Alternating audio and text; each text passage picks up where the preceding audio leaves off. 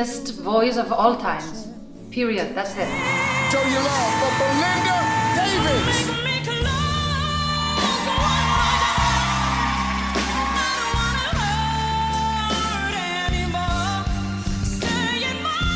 For me, Whitney is everything. Yeah. Great artist. Legendary. That was the moment we've been waiting for.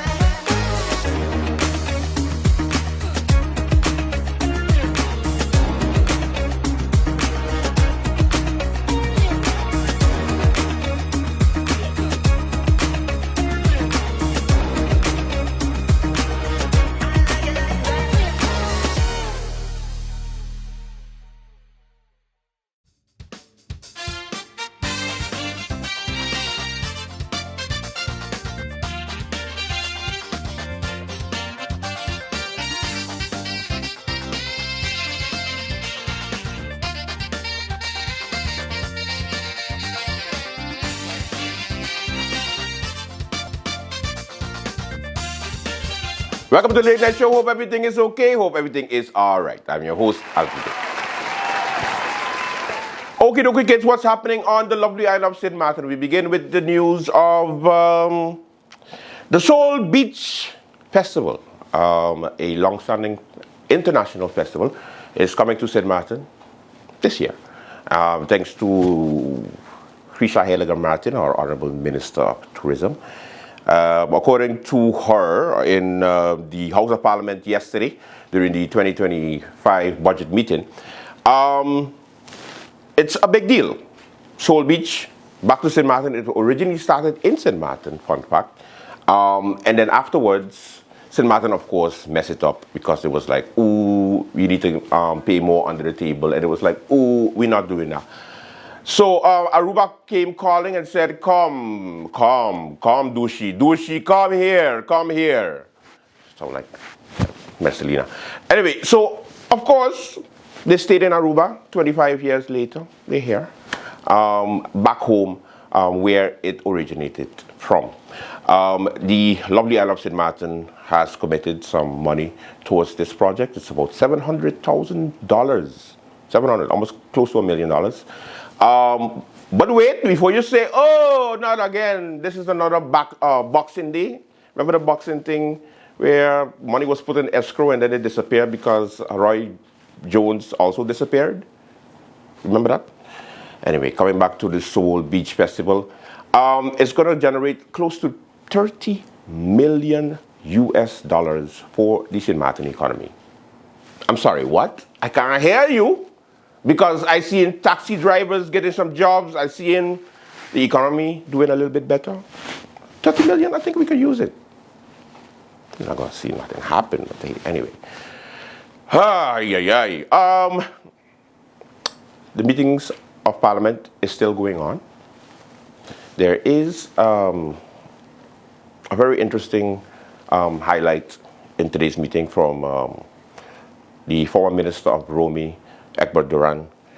And MP Doran, during his presentation, talked about the government dropping the ball and basically losing Enya.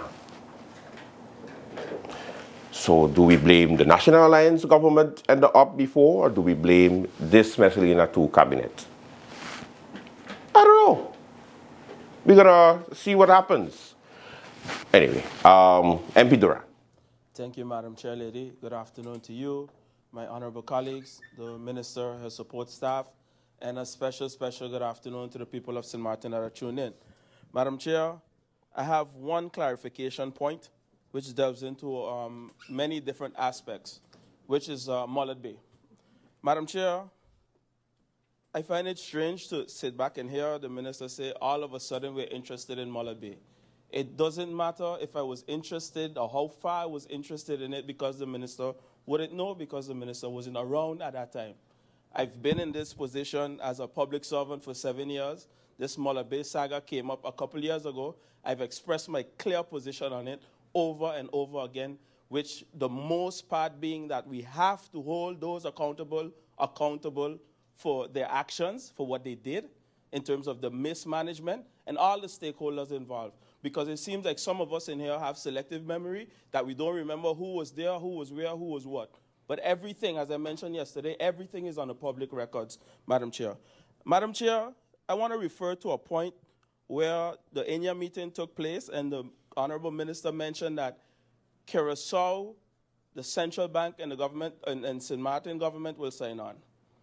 Then we were told that it's in the addendum. When we went looking in the addendum, we were told, no, it's a separate sheet. When we saw the separate sheet, there was no signatures to it. There was also space for Curacao to sign. Eventually, Curacao government did not sign anything to do with a separate term sheet, Madam Chair, through you. I'm not going to delve too much into it because I don't know how far the information is confidential, and the last thing I would want to do is jeopardize St. Martin's position. However, my question that I asked and that I'm seeking clarification on is, once the bidding takes place and we have to then come with a matching right, how is it possible that within 10 days we're going to be able to acquire the funds to get Mullet Bay, Madam Chair? Madam Chair, to me and to the people of St. Martin, and I'm going to make it very clear, I believe that we are being set up for failure by some of the key stakeholders that put us in this position to begin with. So, clarification is, how are we going to get the money within 10 days to acquire Mullet Bay? And if it's all a game, through you, Madam Chair, Minister, just say that that's what it is.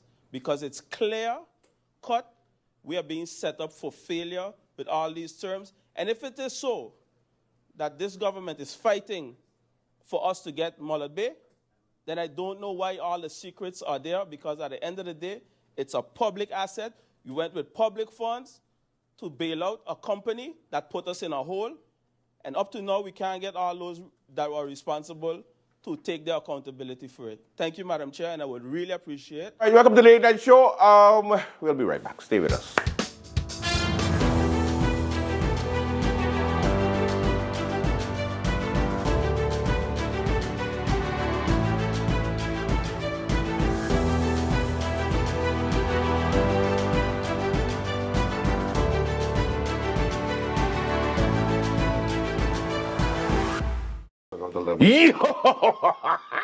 What is it? Guess what?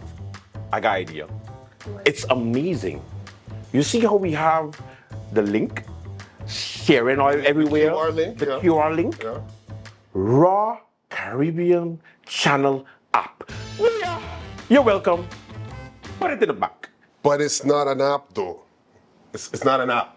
App, you have to like download something to get it on your phone, take up space. It's not an app. It's like an app. Therefore, it can be an app. So, it's an app. Raw Caribbean TV app. Say it with me, Al. Come on. It's not an app though. All you gotta do with that, it's a link. You take the link, you hit the bookmark, you say add to home screen, and so it shows up like an app icon, but it's not an app though. Are you a real person? It is an app because you get to watch all the programs from Raw Caribbean at one place. It is an app. I don't know how to explain this to you, but factually and technically, it's not an app. Kind of like we do the news, facts, Yeah. and you do that thing you do. Whoa. Point being, you just go to the QR, you hit bookmarks, and you hit add to home screen, and then you can have the link to, let's give it another name. The app. You want to call it the app? Raw Caribbean TV app. Jess. Yes. Jess, please, give some sense, Jess. Jess. It's kind of like an app. That's why she gets the big bucks. It's not an app, though. It's not a app. What the It's not a app. You kiss your mother with her mouth? My God. Watch Raw Caribbean TV app. Watch our Caribbean TV app. Yes. It's not an app, though.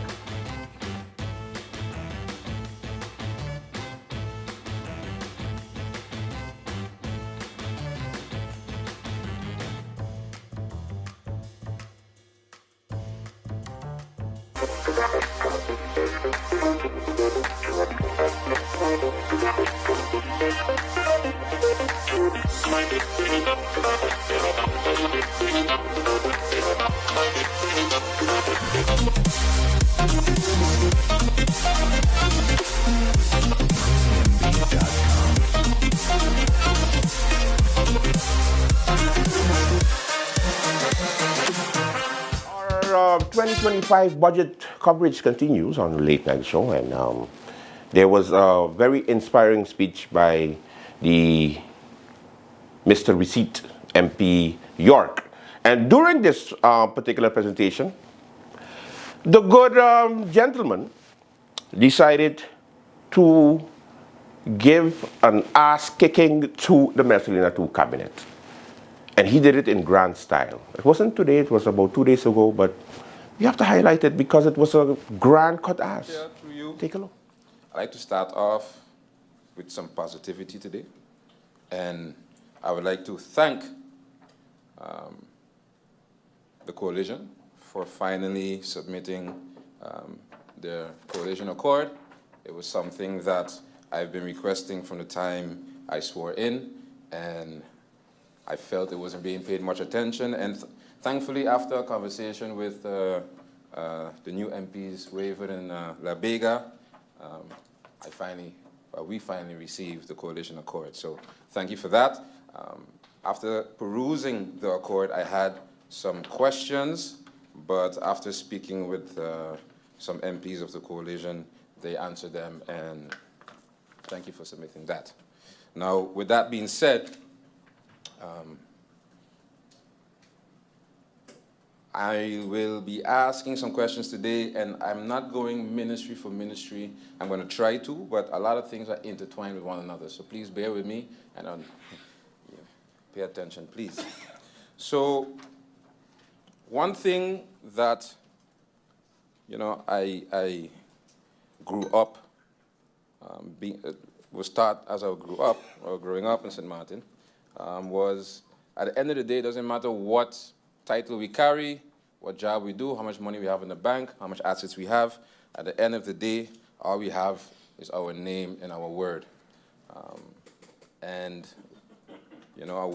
Your word is not just a promise, but also things that you say. They can come back to haunt you sometimes. So as I speak about the budget today, I will be taking a step back to see what was said and a step forward to see what is done, seeing that is only fair. I posed a lot of questions during the Central Committee meeting, questions that I won't be copy-pasting and asking again, but I will be delving deeper into the answers that were given. Some answers which I received yesterday evening. I'll start off with the Ministry of Finance.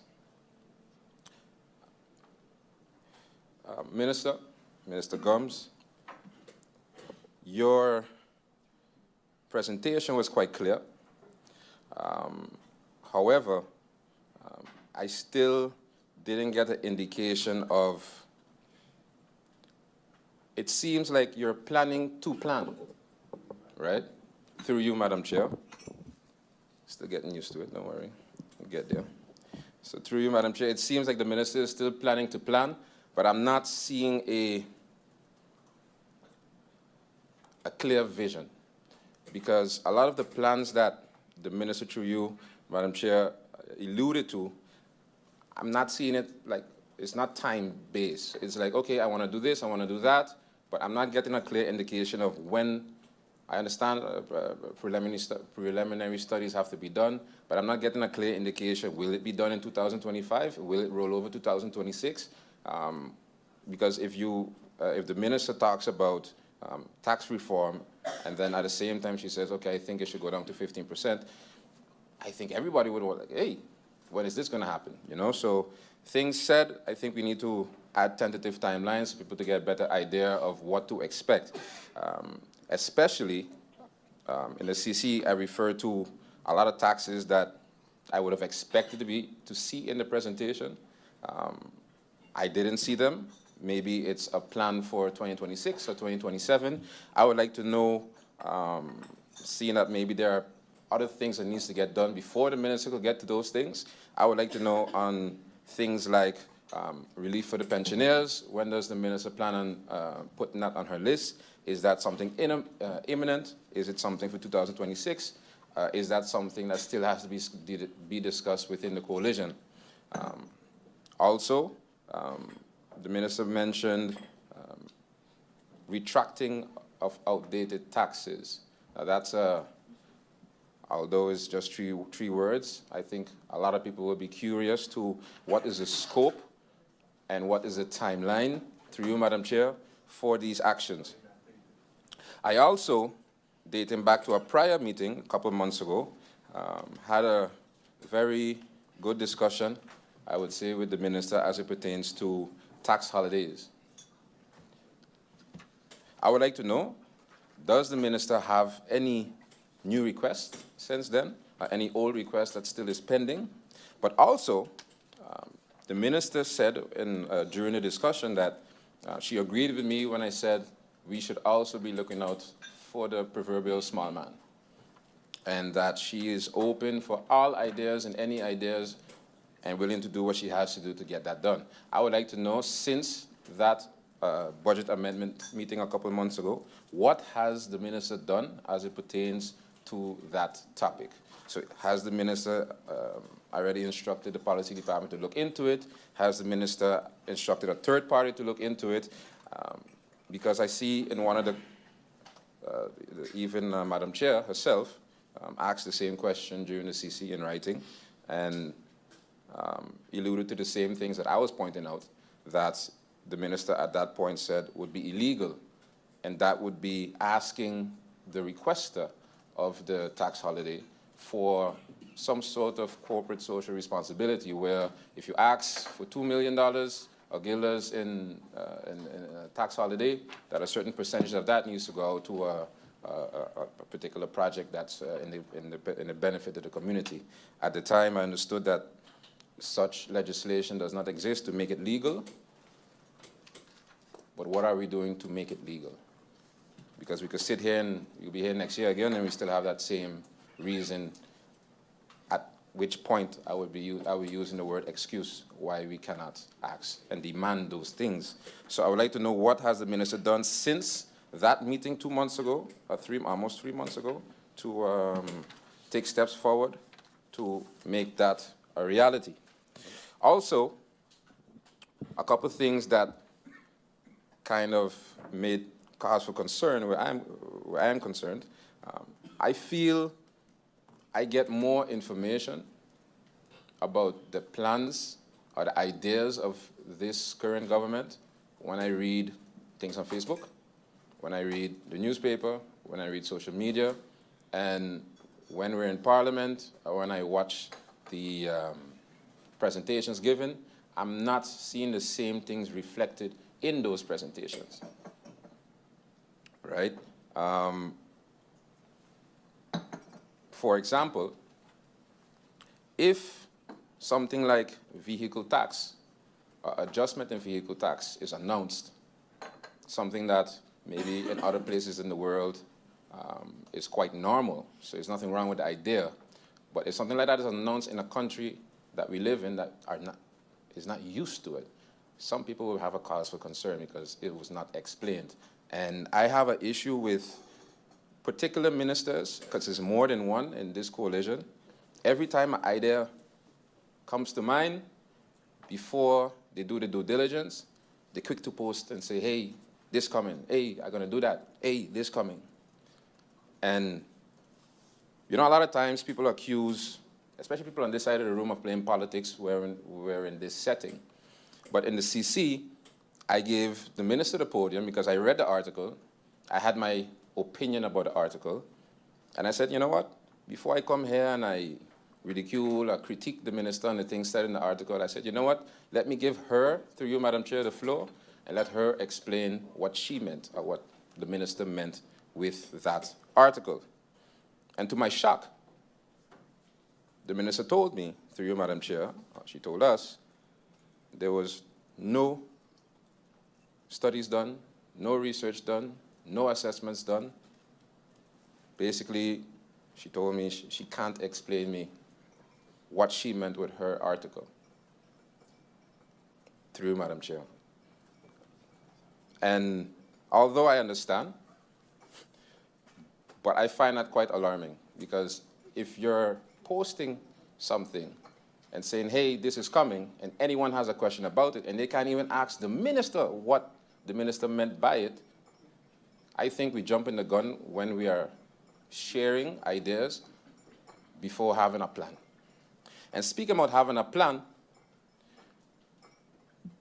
I saw 7 presentations yesterday, and I think with 2, max 3 presentations, I saw rode draad, as you would call it in Dutch, a little bit of cohesion, some synergy, but it would seem like most of the ministries are still functioning as separate islands from one another.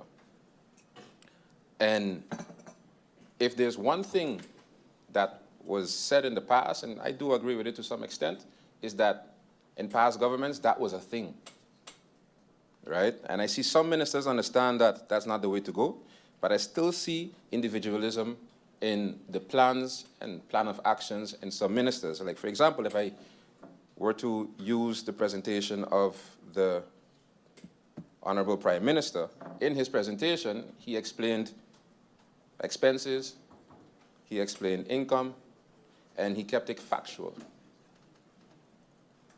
I enjoyed it. Why? Because if I watch his presentation and I see what was in the budget, I could see the budget back in his presentation, but in a lot of presentations, I saw a lot of things that weren't in the budget from different ministries. And to me, that is a problem.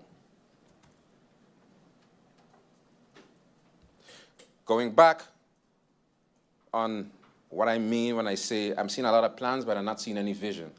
I asked the Minister of Finance in the previous meeting through you, Madam Chair, I requested different years of the debt to GDP ratio.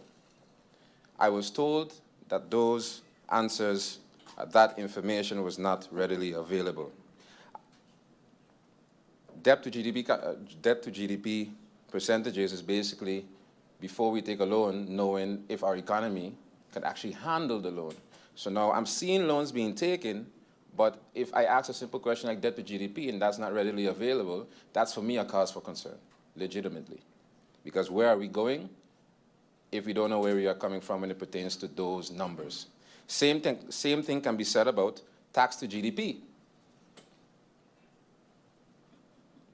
How much taxes do we have compared to our GDP as a country? because there are a lot of ideas for taxation, and I understand they are needed as it pertains to waste tax, tourist tax, vehicle tax, maybe even water tax eventually, I don't know. But they are needed, I understand that. But currently, St. Martin is at 27%, which is quite low, comparable to other countries. But I asked a simple question: what is the plan? Where do we want to end up? Where are we saying, like, this is the ceiling, and we don't want to go over that ceiling, right? If we say, hey, Holland is 39%, Holland is known as one of the most taxed countries in the world.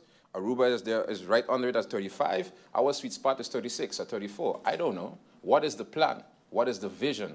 And then, you can make the different plans to take steps towards that vision. But if you're telling me you're going to do this tax, that tax, that tax, and when I ask a simple question, what is the goal and what is the vision that all these plans are attached to, is not available.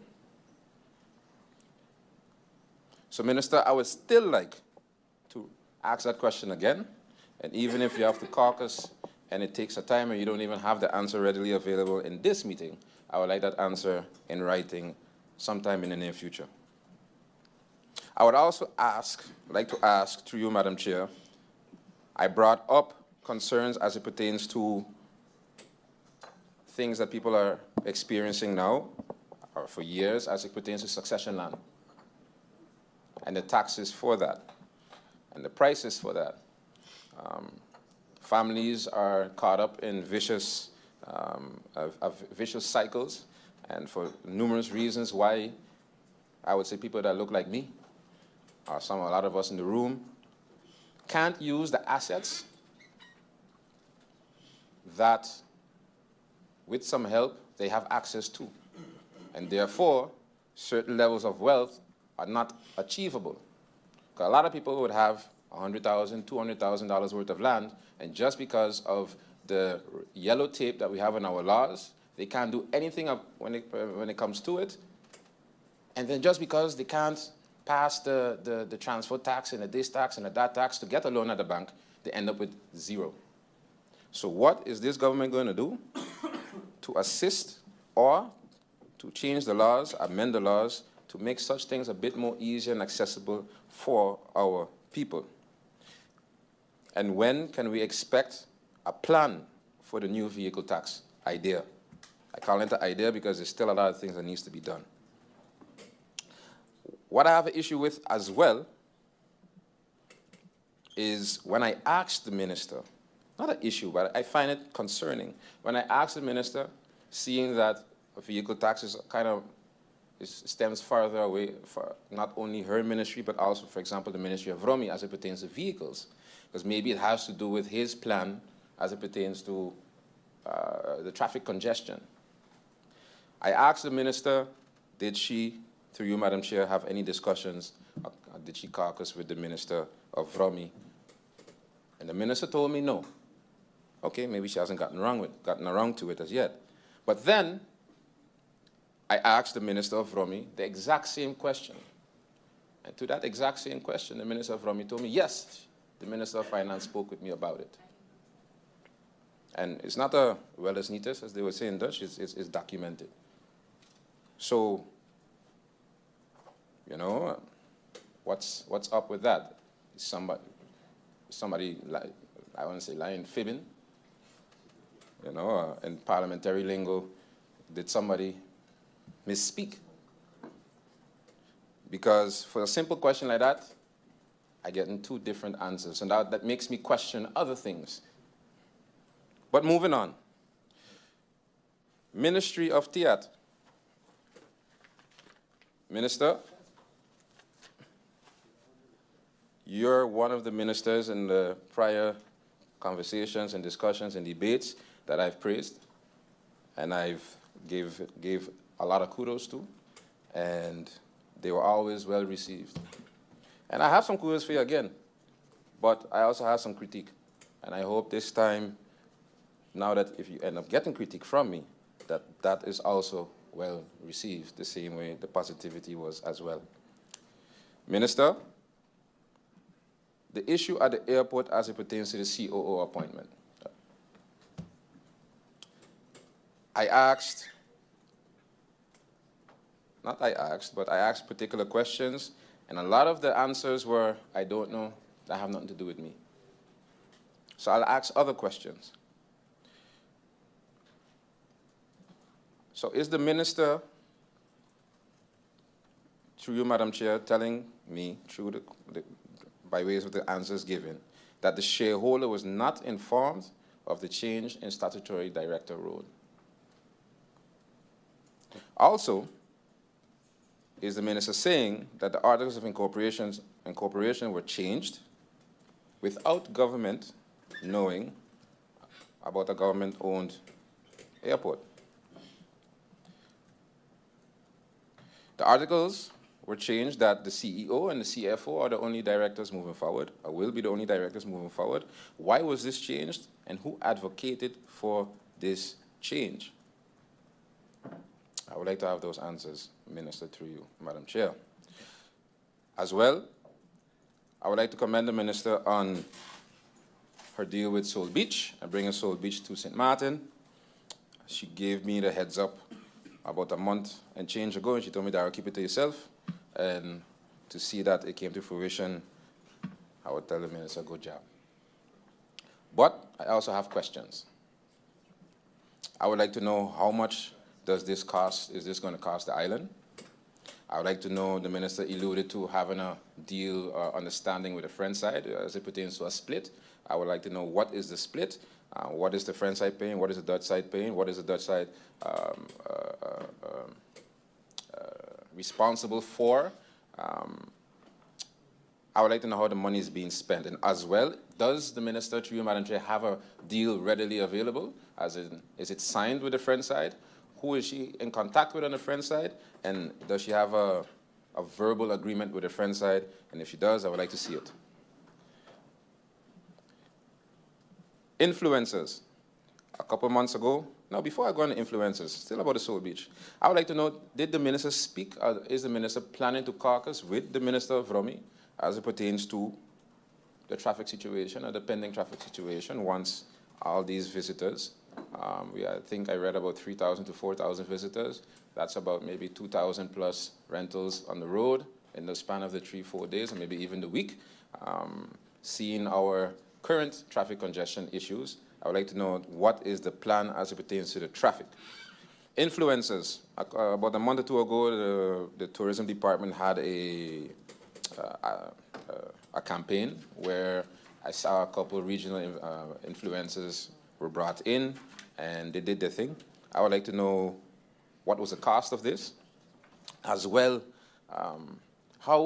what was the return on investment. So if you bring in influencer A, you pay influencer A 10, 20,000. I don't know what the numbers are, just in it for example purposes. You pay them 10 to 20,000.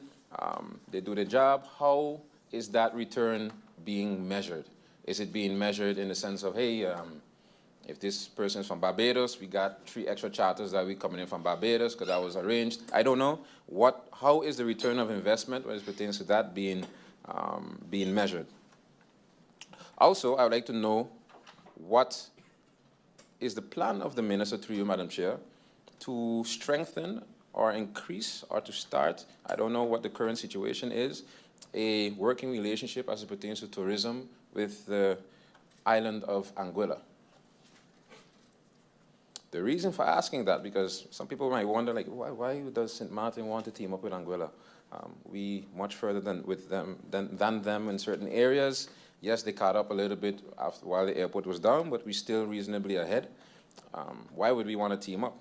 Well, Anguilla has access to income that we don't have, being they were lucky enough to obtain a domain name of .ai, as St. Martin has .sx.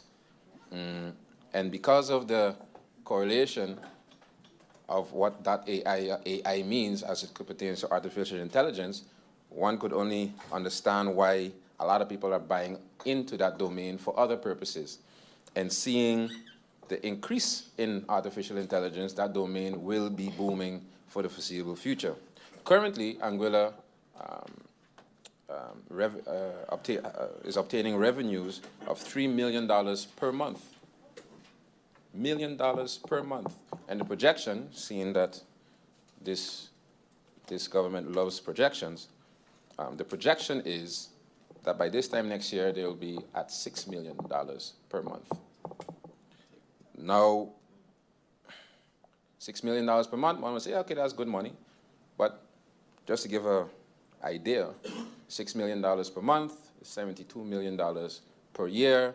Over a span of 10 years, that's $750 million. If you take it even further, $750 million is about 1.3 billion guilders. That's literally our total debt to Holland. Basically, if Angola wanted, they could pay it off in 10 years. That's crazy. Good for them. I'm not saying that we have to ask them to pay our debt, but I'm just giving you an example. I'm just explaining an example of how we cannot compete with that type of funds, because at the end of the day, if that's the raw cash that they're bringing in, imagine what they could add to it if they were to get a loan on that as collateral. So we can say we are ahead in the competition now, but if we don't do nothing about 10 years, it could be a different, it could have a different outlook. Moving forward to the infamous marketplace. I think, just like the throughput fee, I think the minister's sick of answering questions about the marketplace by now.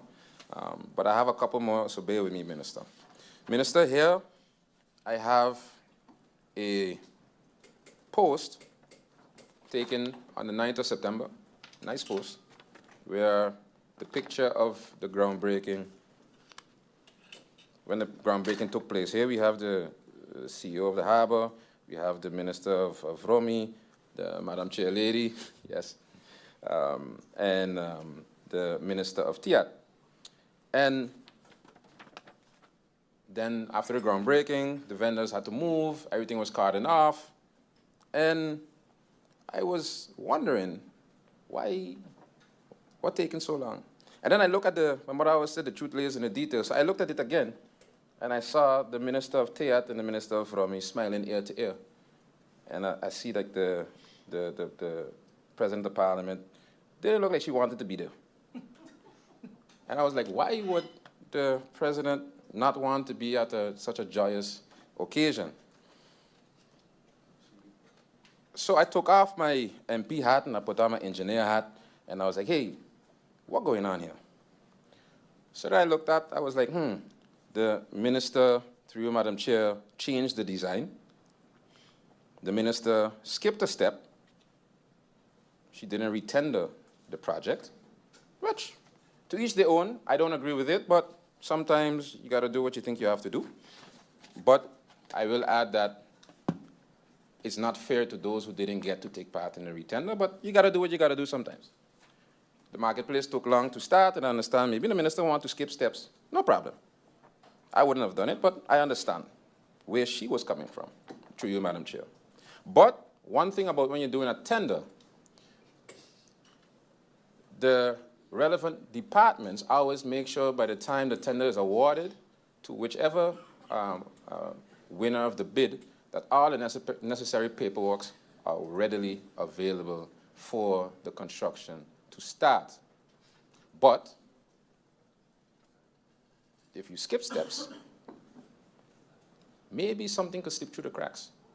So then I thought again, why would maybe Madam Chair not want to be in that picture? And the only thing came to mind is that what was going on at that point was something illegal. What I mean by that, I would like to ask the good minister, Minister, do you at this current moment have a valid building permit for the marketplace? And if you do, what was the date of which it was stamped that it was granted? Because without a building permit, building cannot start. But what's even worse, if that is so, moving of the vendors to a position to where they're not really making that much money anymore because they don't have the traffic going there anymore, carting off the whole area, that creates a traffic situation because we don't have nowhere to walk. The sidewalk is too small for the intensity of pedestrians. It's a hazard. So I would like to know, does the minister have a building permit? Very interesting, right? Anyway, late night show. We'll be right back. And I fall on my knees. Tell me how's the way to be. Tell me how's the way to go. Tell me all that I should know. And I fall on my knees. Tell me how's the way to go. Tell me how's the way to be. To evoke some empathy. And I fall on my knees. Tell me how's the way to go. Tell me how's the way to see. Show me all that I could be. Hello, my people. Make sure you tune in to Sit, Sip, and Chat every Monday at 5 p.m. on TV 15 and every Wednesday at 8:30 p.m. And make sure tune in to the late night show with Andrew Dick from Monday to Friday at 10 p.m. with a repeat in the afternoon for no reason. In the afternoon, the late night show at 3 p.m. Thank you, TV 15. Thank you, TV 15. Make sure to tune in Make sure tune in to the late night. and Sit, Sip, and Chat. Late night.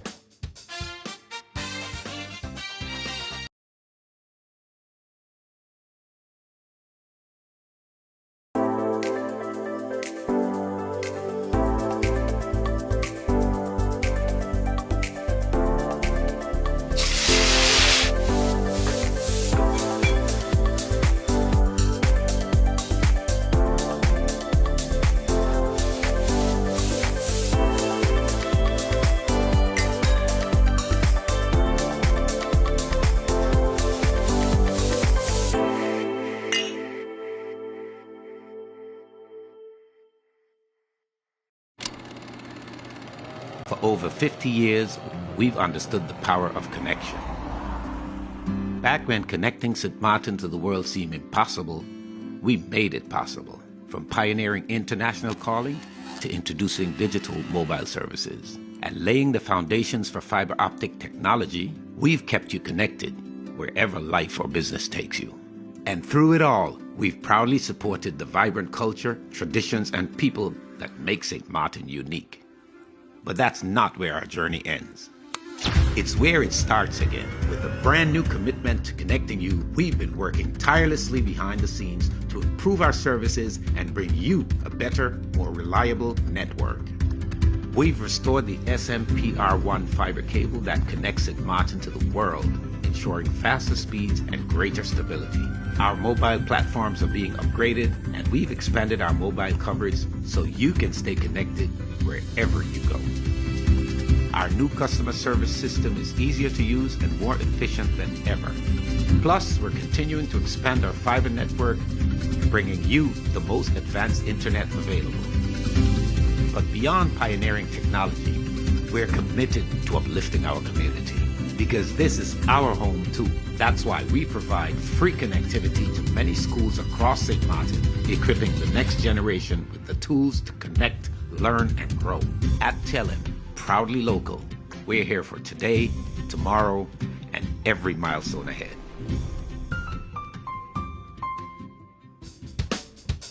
Going back to finance for a bit, debt for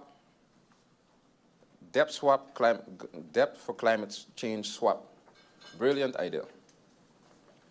I have an idea for the Prime Minister and for the Minister of Finance as well. And I think the Prime Minister will agree with me. Debt for climate swap is a good idea. Another idea to get some money is reparations. What is the current, and either the two ministers could answer, what is the current plan for reparations? I didn't see that in any of the presentations. And here I have another article from the 18th of December 2022 by the good Prime Minister himself, before he grew his Prime Minister beard, talking about reparations.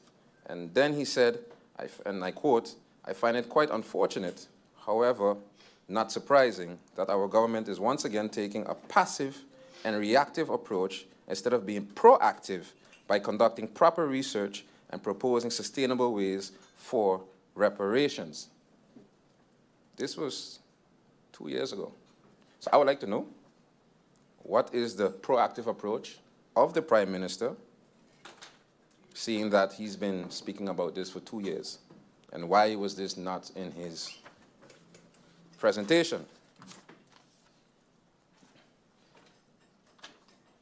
Also, one of the issues that is a hot topic, and MP La Cruz touched on it lightly. Well, lightly is a light word, but the problem as it pertains to the ATM machines or the card machines in the supermarkets. I also disagree with the manner in which some merchants are going about it, and some supermarkets are going about it, and I don't agree with it. And I know the Minister of Finance, Madam Chair, also doesn't agree with it, because here she has an article, the 9th of October last year, condemning the merchants and supermarkets that does such. But Minister, however, although I also agree with you, and I find it a cardinal sin for those supermarkets that does such, there are always two sides of a story. Not saying that what is being said is not true, because it's 100% true, but now, rather than just simply condemning the supermarkets and the merchants, what are you doing, what is the Minister doing through you, Madam Chair, to remedy the situation? Has the Minister sat with the supermarkets or some prominent supermarket owners, or with the banks, although I know the Minister does not run the banks? What is the Minister doing? Because simply condemning doesn't fix the problem. So what is the Minister doing to remedy the situation that this is not a problem moving forward anymore? Because it will get worse. Now, I have another query to the Minister of TIAT. Madam Chair, what's my time? You still have quite some time, and if you skip reference to my facial expressions, then you'll have some even more time. You have like 58 minutes left. Okay, great. Thank you. Thank you. So I remember asking in the CC to the Minister of TIAT for questions pertaining to the business licenses, and MP Lewis touched on it again. But I want to look at it from a different perspective and repose the same questions. And those questions being, what was the backlog when you entered the ministry? How much business licenses has been signed since you entered the ministry? And what is the current backlog, right? The Minister then said it's quite old school how they go about it still, in the sense of, to get that answer, everything has to be counted one by one by one. And that would take time. And because of the pending holidays at that time, I agreed, and I didn't further go into it. But seeing that the holidays are now past, I would like to have the answers to those questions. And seeing that on May the 13th, you had a quick scan of the ministry, I would think you have some indication from that quick scan what the answers were then. Because the reason I'm asking these questions, because we get a budget every year, our budget is spoken on every year, we see numbers, it's like, okay, why this one different than that, and why that one different than that, but we're not looking to where we can really get the meat of the problem to see where you can squeeze out some more money. So moving forward, Minister, this is a question you could expect every single budget debate, and even though he's not here, the Minister of Romy can as well, as it pertains to building permits. So for the Minister of Romy, hope somebody is listening for him, seeing that he's not here at the moment. But what what is the current backlog as it pertains to building permits? How much building permits has been signed since being in office? And what was the backlog when he came in office? Through you, Madam Chair.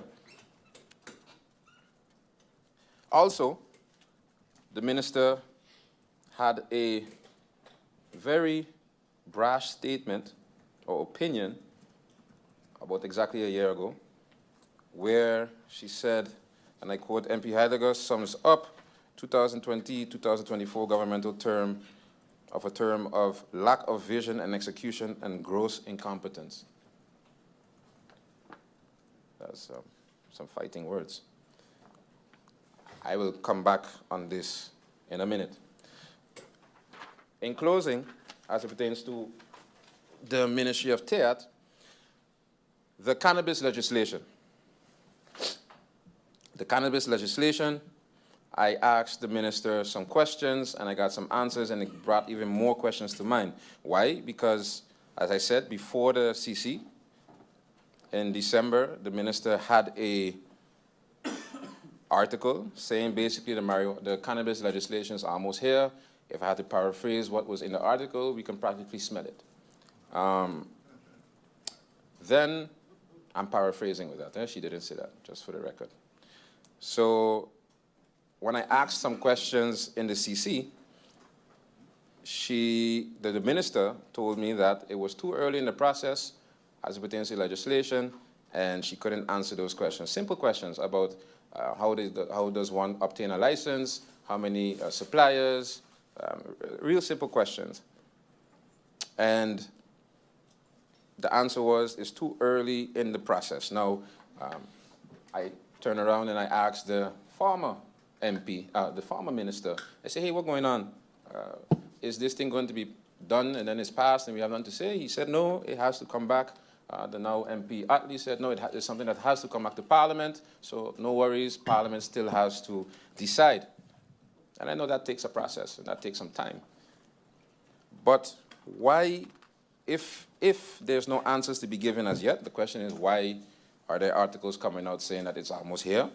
And why in the same week that I got the answer from the minister that basically there's no information to be given as yet because it's too early, in the same week the minister had an interview to where the same question about cannabis development industry, the cannabis industry development was posed, and the answer that the minister gave was, by early 2025, we plan to introduce cannabis tourism with strict regulations focusing on high-quality licensed concessions in tourist areas. You don't remember that interview, Minister? The interview is CowryMedia.com. Question and answer interview. So, judging by the answer of the minister, if the minister is already saying touristic areas and introducing cannabis tourism in early 2025, not legislation, but tourism, which means it's being executed. The answers that I'm being given, ministers, and the things that I'm seeing online is not adding up. I think even you now checking like, what's going on here? Yeah, so seeing that you're responsible to you, Madam Chair, why are the answers pertaining to one topic so inconsistent? Because if I ask a simple question like, how are the licenses going along? How many licenses? How do you obtain it? And you're already in this interview saying where these shops are going, I don't know if I'm being lied to, the people being lied to, if the minister knows what she's talking about, but I still don't have an answer to my question through you, Madam Chair. So I don't know if the minister misspoke to me, if the minister misspoke to the interviewer, but all I want, and all I think the people of St. Martin want, is just an answer to the question. So I will repose those questions. And I saw the minister stick something in her presentation, and I smiled when I saw it, because in December, during the CC, I was very upset with the minister, and I'm still kind of upset with the minister, as it pertains to her promise made in October to not ask someone to read a study, but that she said, the minister said through you, Madam Chair, she would look into the gambling addiction studies done in years past about the gambling problems on St. Martin, because if there's a whole gaming board, if there's a whole new legislations coming, you have to know what the problem is before we go thinking about solutions. And this goes back to the same thing the minister accused the prior government of lack of vision, because how can we make a vision if we don't know what the problem is completely? And Minister Brugge of VSA, you have a lot to do with this as well. Why? Because a lot of times we sit down and think that all our ministries are, you're responsible for your own ministry. But what happens on the side of TIAT is going to have to be solved by you and VSA, because VSA solves problems. They don't really make problems. You agree with me, Minister? Okay. So, since the Minister of TIAT didn't go through the reports herself, I have some time through you, Madam Chair, so I'm going to share some excerpts from those reports. A local study done 27 years ago, to be exact, reported the presence of disordered gambling among St. Martin residents. At the time in 1996, when compared to competitive islands such as Bahamas, Puerto Rico, Curacao, and Aruba, St. Martin had the highest resident-generated casino revenue of any island in the competitive set. The St. Martin casino industry reliance on resident-generated play was significant prior to Hurricane Lewis, but increased from $203 per person prior to the storm to $286 per person after the storm, a 32% increase. This is substantial in the wake of the fact that there was a 40% decline in overall casino revenue in the 12 months following the hurricane. So the casinos making less money overall, but the people that are going ended up spending more money. And I'm going to show you just now, Minister of VSA, where you come into play. Within a year, from 1994 to 1995, resident share in the gambling industry went from 25% to 55% after Hurricane Lewis. Presently, the findings reveal that St. Martin has 25 gambling licenses, 15 casinos, 7 lottery, and 3 online, of which 23 operational. And this report, it goes deep. These reports go deep. It goes everything from unemployment percentages amongst genders, breakdown percentages in levels of education, which ethnicities are higher at risk of disordered gambling, which types of jobs face increased risk. It's very extensive. They are very extensive. In March of 2023, the SED reported that lottery booths are of major concern for the islands since they are highly populated low-income areas with little to no supervision from the government. 75% of the country's lottery booths are placed in the top 3 most populated areas, namely being Lower Princess Quarter, Cul-de-Sac, and Cole Bay, consisting of significantly more people stemming from lower income communities than other districts. So basically they put the lotteries where people that are struggling are.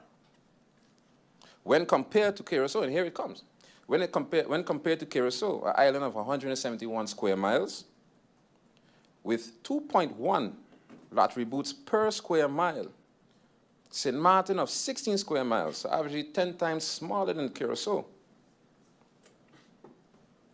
with 361 lottery facilities, has 22.6 lottery opportunities per square mile. That's 11 times more lottery locations than Curacao. St. Martin surpasses St. Kitts, Bahamas, Curacao, and Aruba in gambling license versus estimated population ratio. Vegas as well. To me, that's a damning stat. To you, Madam Chair. That is it for the late night show. Thank you so much for watching. Until tomorrow, do have a safe and pleasant one. Bye-bye.